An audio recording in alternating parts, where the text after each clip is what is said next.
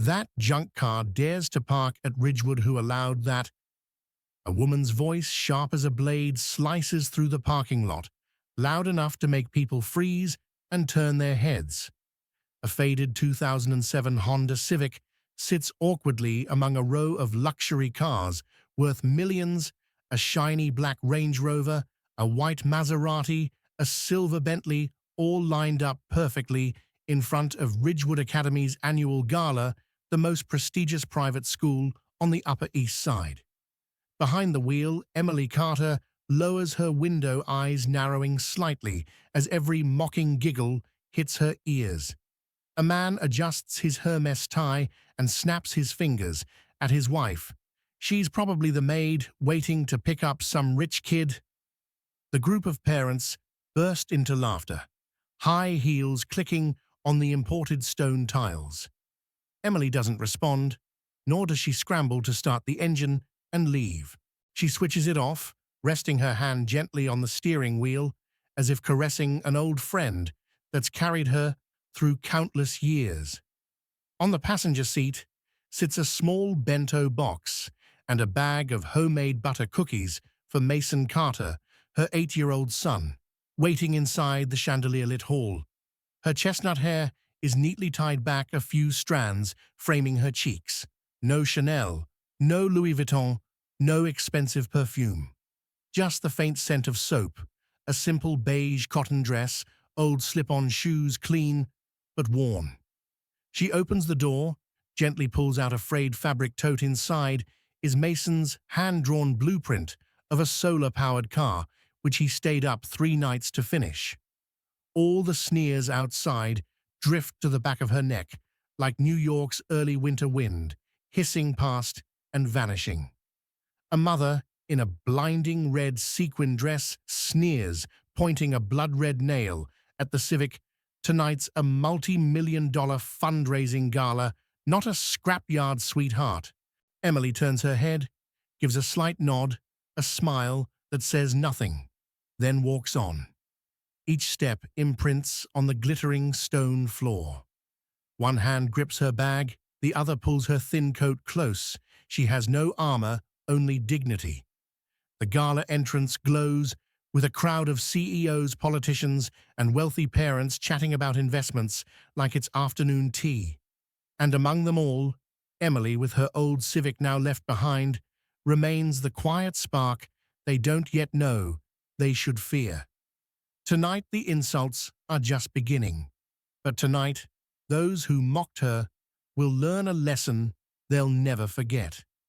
The main hall of Astor Grand Hall inside Ridgewood Academy tonight gleams like a miniature Oscar ceremony, a towering ceiling adorned with crystal chandeliers. Endless champagne pours, glittering gowns brush across polished marble floors. In the middle of this garden of prestige, Emily Carter, in her simple cotton dress and frayed fabric tote, stands out like a thorn to those who think they own the night.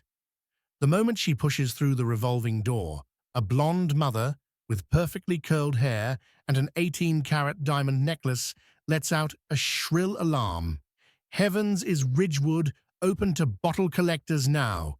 Giggling spreads like fire on dry grass. A father in a spotless black tux nudges his wife, clicks his tongue. She probably snuck in to beg for a scholarship. Might snap a few photos for Facebook clout. Emily pauses at the check-in table, hand still gripping her bag strap. The event coordinator, a woman in a shimmering gold sequin dress holding an iPad, scans her from head to toe with obvious disdain. "Sorry, this is a VIP gala. Do you have an invitation?" Emily answers shortly, her voice steady. "Emily Carter.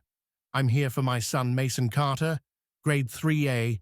The coordinator squints, tapping rapidly on her screen. In under 3 seconds, she raises an eyebrow, lips curling in a half smirk. "Your name's not on the guest list. Maybe you'd like to use the service entrance at the back." The words "service entrance" set off another round of giggles among nearby mothers. One clinks her champagne glass, shaking her head like she pities her. "Poor thing. That old car says it all. Emily holds her gaze steady, unflinching. Her hand tightens around the tote strap, knuckles pale under the crystal lights. Check again. My name is Emily Carter. The coordinator pouts fingers, tapping a few more times.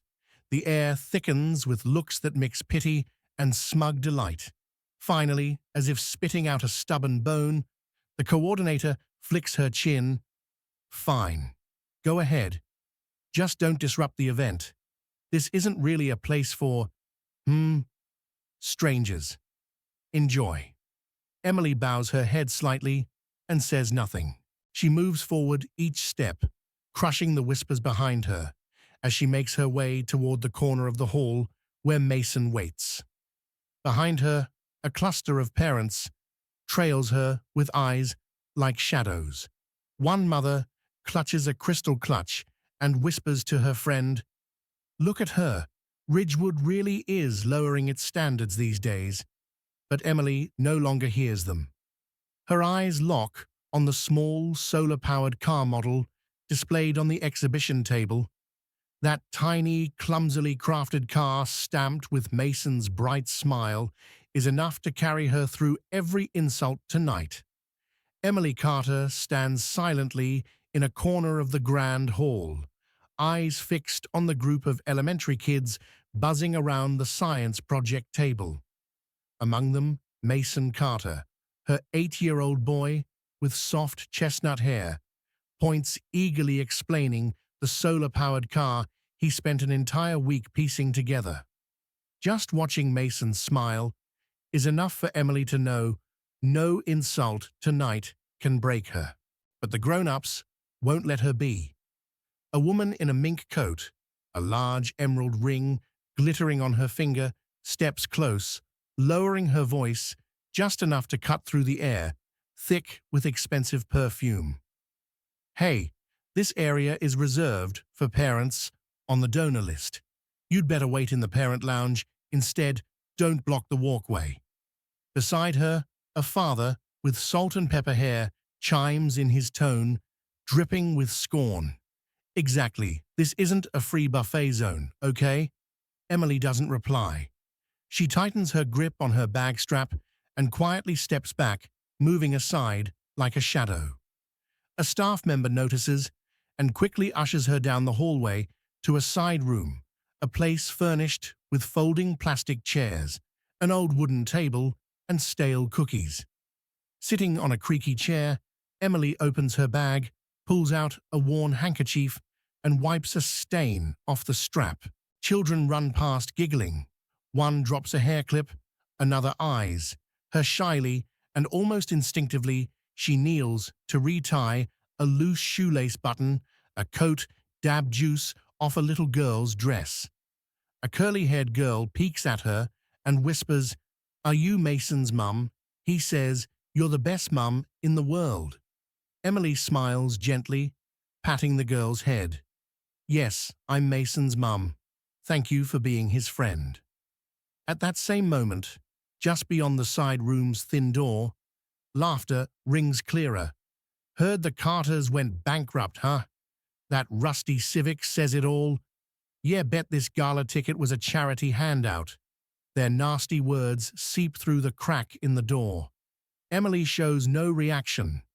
Her hand finds Mason's presentation draft inside her bag, resting on it as if to calm her heart. Mason deserves to stand proud, no matter how low they look down on his mother. But what they don't know is this.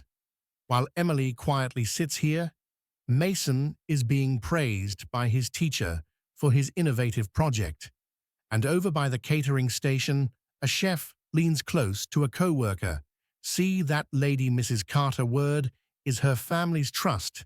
Just funded that new physics lab." The co-worker's eyes widen. "Seriously? And everyone thinks she's a babysitter." The whispers are soft drowned beneath music and clinking glasses in the hall. But they are the first seeds, the quiet storm, forming behind those smug, mocking smiles. The side room at the end of the gala hallway hums with faint jazz drifting from the main hall. The stale smell of cheap cookies mixes with the breeze carrying expensive perfume through the door, crack bitter proof of the distance between Emily Carter and the crowd toasting champagne outside. In front of Emily sits an old wooden table, its edges chipped, holding a few plastic cups and a tray of broken butter cookies. Nearby children run in and out, blissfully trusting that this dim, cramped room is as safe as a mother's embrace. Emily fixes the bow tie of a boy she doesn't know, wipes cookie crumbs off another girl's cheek. Small gestures, meaningless to those applauding under chandeliers, yet for these kids, she's the quiet refuge in a sea of mink coats, silk suits, and hollow compliments. The door swings open. A trio of parents barge in, wine glasses in hand, their breath thick with alcohol and mockery. Here you are. Oh, we thought Mom Carter would be on stage by now, bragging about her genius kid. A man snorts, staring at Emily's worn tote resting by her chair. I bet that bag doesn't even cost half of this Dom Perignon I'm sipping. Emily says nothing. She simply bows her head, slightly tugging the strap closer, as if guarding the only things inside Mason's paper car plans and an empty bento box. Not far away, a young Asian waiter stands behind a curtain, waiting to bring out the next platter. His eyes flick between the snide parents and Emily's lips pressed tight. He pulls out his phone, types a quick message, then hides it back under his apron. Outside, the female MC begins announcing the names of families funding the school expansion fund. Each name triggers a storm of applause. The father, sneering at Emily, leans in so close she can smell the wine. You know Ridgewood has no room for freeloaders. If you can't afford it, get out. Emily meets his stare, blinks slowly, then bends down to tie a shoelace for the child, clinging nervously to her dress hem. Backstage, the waiter emerges, carrying a tray of lobster for VIP guests, whispering to a co-worker, "Hey, did you know Mrs. Carter's family trust paid for the stage renovations, the new physics lab, and this year's scholarships?" His co-worker's eyes widen, but he only nods before carrying more drinks. Outside, 1,000 silhouettes keep laughing and mingling conveniently, forgetting whose money holds the ground beneath them. Emily smooths the child's hair and whispers just loud enough, "Go play, sweetheart. Don't mind grown-ups' nonsense." The boy darts out, leaving Emily alone again, her hand resting lightly on her bag-strapped lips, pressed, but her back still straight, the quietest pillar holding up Ridgewood tonight. Inside the grand hall, applause crashes like waves against stone walls. Crystal chandeliers cast dazzling light over hundreds of proud, smiling faces. On stage, the female MC eagerly announces the gold families contributing to Ridgewood this school year. With each name called, a father or mother adjusts a suit jacket and raises a glass to the crowd. Cameras flash relentlessly, lights so bright they hide a shadowed corner. The side room where Emily Carter sits quietly beside an empty cookie plate and a few rickety plastic chairs. The door creaks open. A young assistant teacher peeks in. "Excuse me, it's so crowded outside. I've arranged for your son to sit in here too, if that's okay." Emily nods gently. Mason, his tousled chestnut hair bouncing runs in breath sweet with mint candy, throws his arms around his mother in a tight hug, then plops into the seat beside her. "Mum, they said my car looks ugly."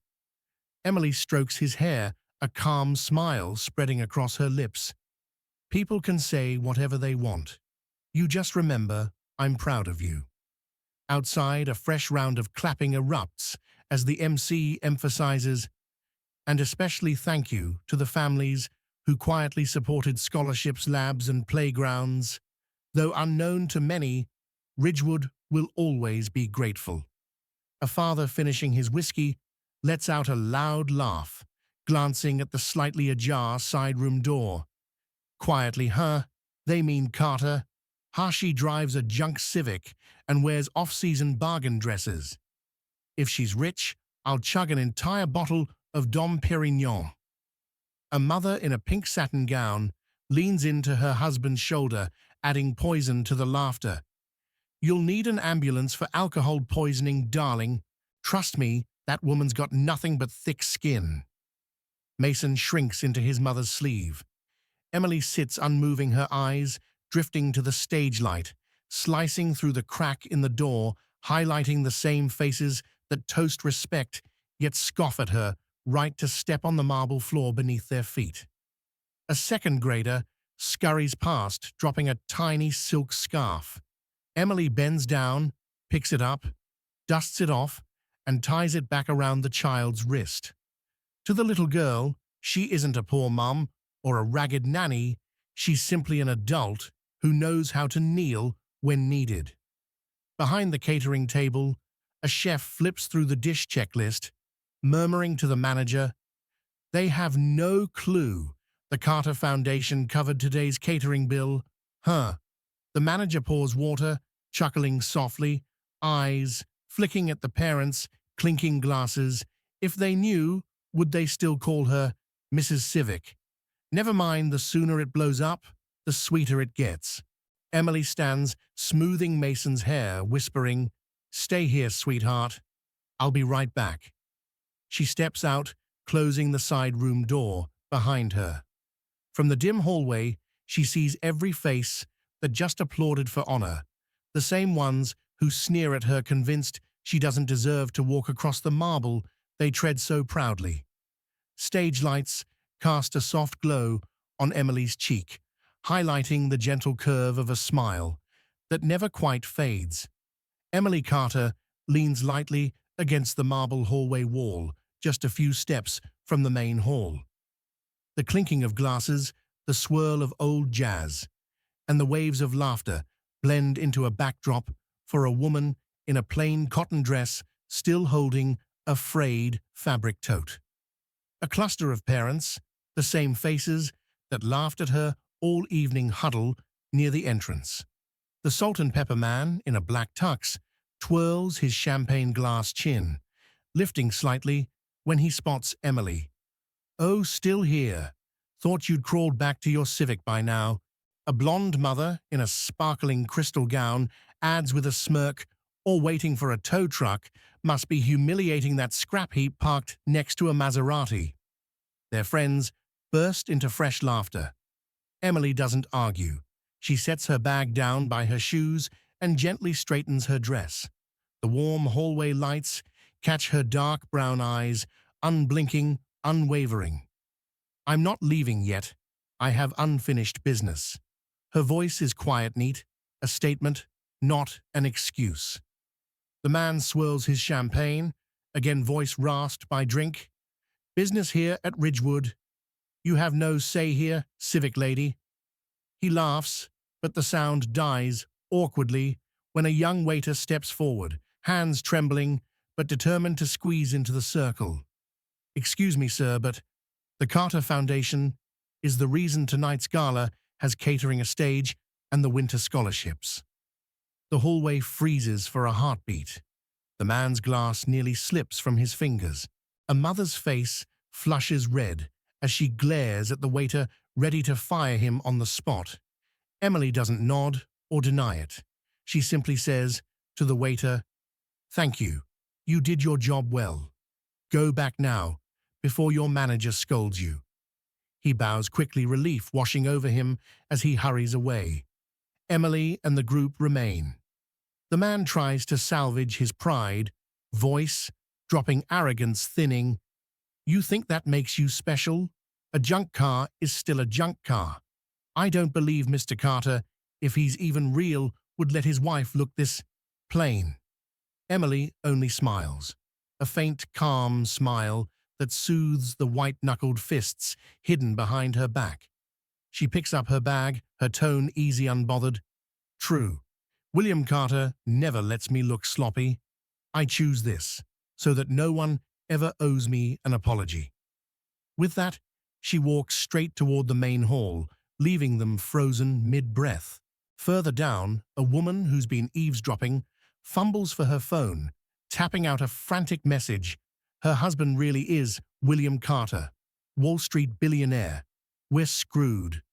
The gala doors close behind Emily.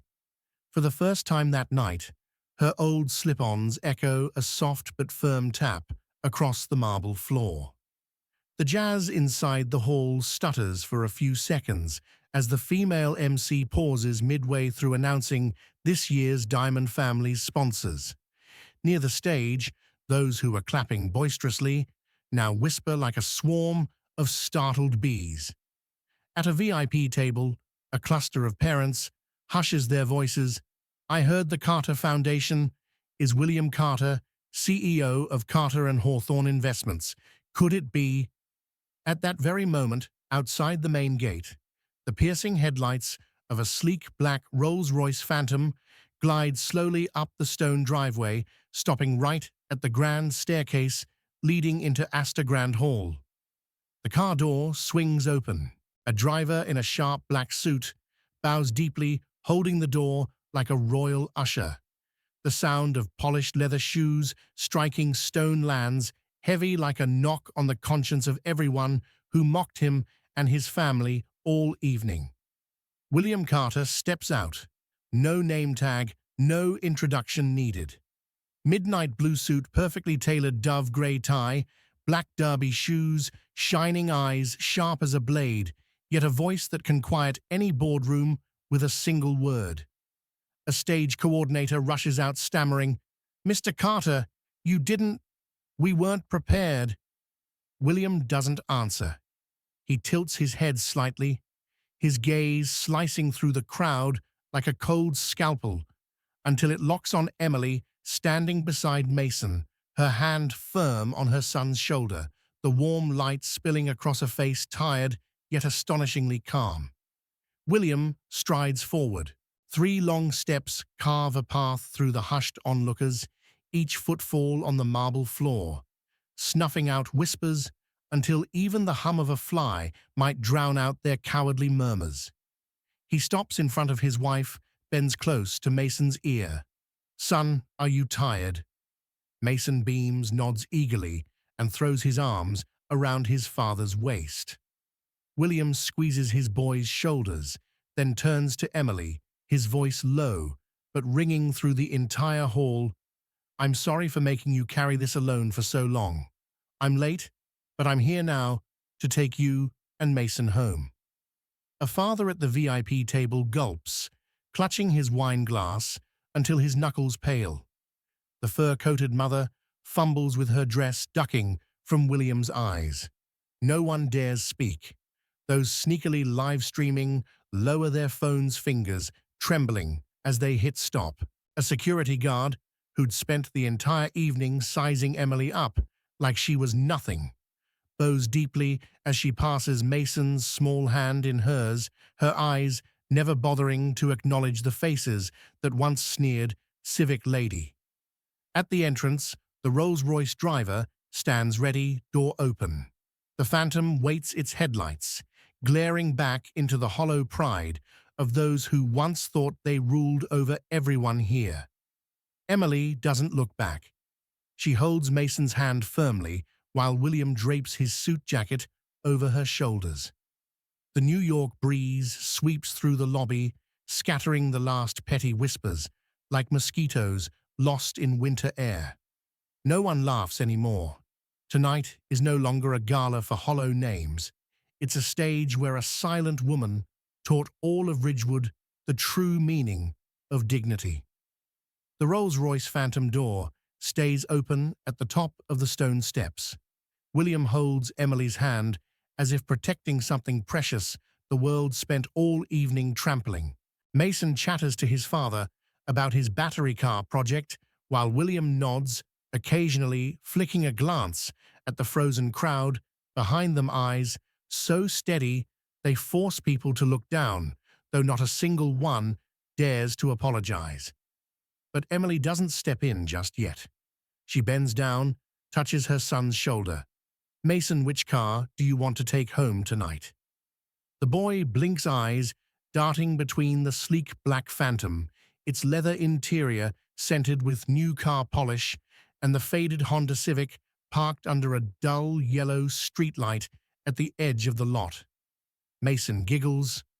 Mum's car seat is warmer. William laughs for the first time since he arrived. That laugh dissolves the icy air clinging to the gala entrance. He rests a hand on his wife's shoulder, his deep voice soft enough for only the three of them. Drive your Civic home. I'll follow just in case your junk car rolls through Upper East Side at midnight. Emily just smiles. A real smile light, but piercing enough to make the nearest parents realize they wore the wrong dresses, carried the wrong bags, and above all, lived the wrong way tonight. She takes Mason's hand and strides toward the Civic. Her old fabric tote swings at her side, its frayed strap, a quiet declaration. A mother needs no designer bag to be her child's pride.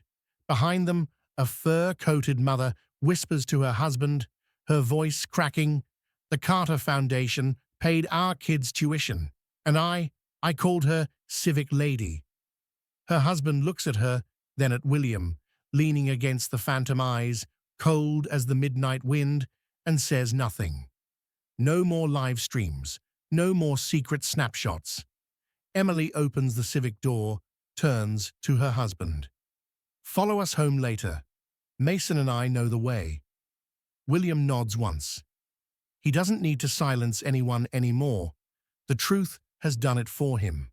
The Civic pulls away from the lot, its old engine humming steadily through rows of luxury cars, frozen like wax statues.